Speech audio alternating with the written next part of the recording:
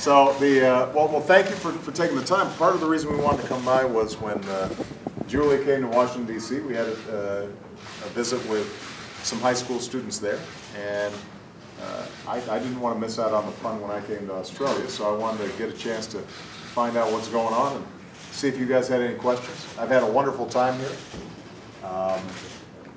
On the way here, your Prime Minister was telling me about all the deadly animals that could kill you if they bite you.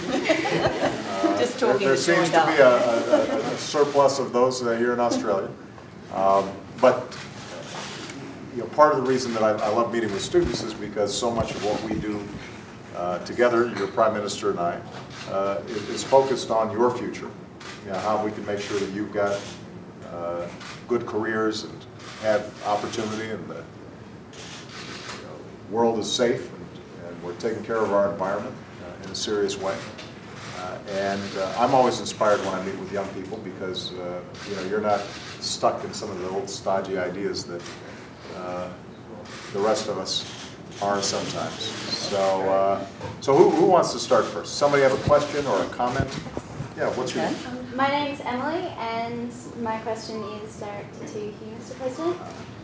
What directions will the American education system be taking for the future? Well, it's a great question. The United States historically became an economic superpower in part because we were ahead of the curve when it came to education, establishing compulsory public high schools, using the GI Bill to help veterans coming home go to college. And we still have some outstanding schools in the United States, but we also have some schools that just aren't doing the job.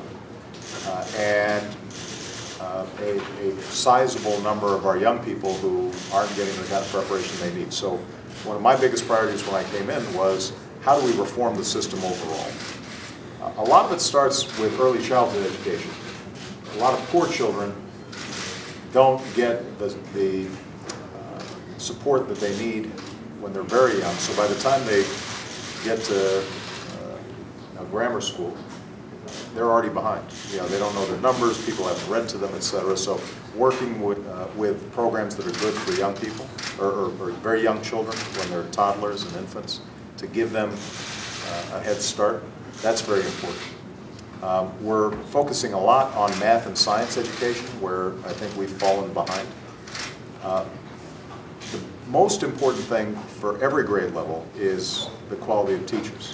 So we're spending a lot of time thinking about how do we train teachers more effectively, how do we pay them more so that they have fewer worries about supporting themselves and can really focus on the work that they do, and making sure that they are up to snuff when it comes to the subject matter that they teach.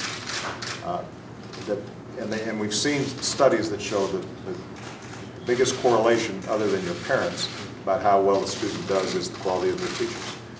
And so we're going to be spending a lot of time focusing on those issues over the next several years. And Aussie influence. Absolutely.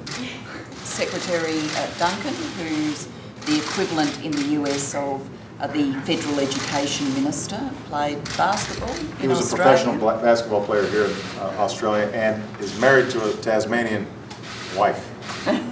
So he obviously was inspired when he was here by the excellent schools.